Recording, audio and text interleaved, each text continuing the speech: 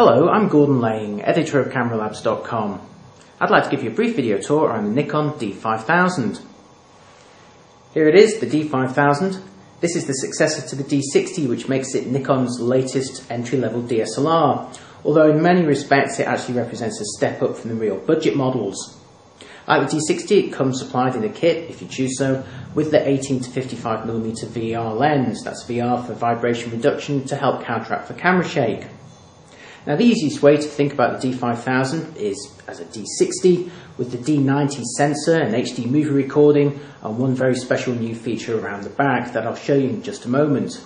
So without further ado, let's take a look at the new features of this camera. As I mentioned a moment ago, the D5000 employs exactly the same sensor as the D90. That means you enjoy 12.2 megapixel quality and also sensitivity that goes up to 6400 ISO. Nikon refers to that as its high 1 setting. The continuous shooting speed is a respectable 4 frames per second. Now that might be slightly down from the 4.5 frames per second of the Nikon D90, but it's considerably faster than the 3 frames per second of the D60. Here's how it sounds in practice. The D5000 is fitted with a 2.7-inch 230K monitor, and like the D60 before it, this information rotates to always remain upright and easy to read. What makes this screen really special though is that it's fully articulated. If you grab one of these handles at the top of the screen, you can flip it out and twist it to almost any angle. This makes it very easy for composing at low angles, or equally you could turn the screen around and compose, say, over the heads of crowds. Alternatively, you could turn the screen around and back on itself for protection. This type of flexibility gives you great compositional control when you're shooting in live view, and you can even turn the monitor around for a self-portrait. However, notice you won't be doing that while the camera is mounted on a tripod, because the tripod itself will obviously block the monitor here, which is hinged at the bottom. The D5000's user interface is designed to be very easy to use for beginners. So like previous models, you get things like a graphical representation of the actual iris inside the lens here, representing the different aperture values. I'm in aperture priority now, so if I turn the thumb wheel here, you can see the F number increase, and as that increases, the iris gets smaller. This is actually what's going on inside the lens right now, so it's very useful for beginners to be able to visualize that. However, if you prefer a more conventional approach, you can simply go into the menu here and change the info display format from graphic to classic. There's also a choice of colours. Now you've got rid of that graphic there and you've got a more technical display if that's the sort of thing you prefer. Now like the D60 before it, if you want to change any settings, you start by pressing the I button to the bottom left hand side of the screen. This allows you to move a yellow highlighter over various options that run down the right hand side and below the screen here. And if you want to change anything, like for example the ISO sensitivity, just highlight it, press OK, and you now get a dedicated menu that lets you change it, along with a little picture here on the side showing you an example of how you might use that different settings. I'll show you that again in the white balance option here, going from auto perhaps to indoor lighting, and then again a representation here on the side of how you might use that. Now this is very easy to use, but it can also be frustratingly slow if you're an enthusiast who, say, wants to change the ISO right now and they have to go through this interface in order to get it. There is a programmable function key on the D5000, but of course that can only do one option. If you're confused at any point, you can also press the question mark button here, and this will give you some information, for example here, about the ISO sensitivity. So it really is a very friendly and easy camera to use. Live view on the D5000 works pretty much the same way as on the D90 before it. To enter it, simply press the LV button to the right of the screen. To prove that I'm in live view, I'll just wiggle my fingers in front of the camera's lens right now. Now there's only one auto-focusing option in live view mode here. Just like the D90, it's contrast based only, so that means that there's no interruption to the image when you autofocus and there's no noise of the mirror flipping, but it also means it's fairly slow. I'll give you an example of that right now. To autofocus, you actually half press the shutter release, so that's already a lot more intuitive than pressing the autofocus lock button on the Canon models. Here's what happens. So you see that it took about 2 or 3 seconds before it locked on, but again there was no interruption to the image and there was also no noise of the mirror flipping. Now you can overlay various graphics on the screen by pressing the info button at the top. First of all, you can see some shooting information. You can overlay a grid there. I'll just Put my hand in front of the lens to make that more clear. Press the info button once more and you can shrink that live view and get some more shooting information running down the side. You'll notice though there's no live histogram option. But what you can do is magnify a certain area, and you can move this frame around to have a specific look at something. I'll just move it right over here and then use these magnify buttons here to take a closer look.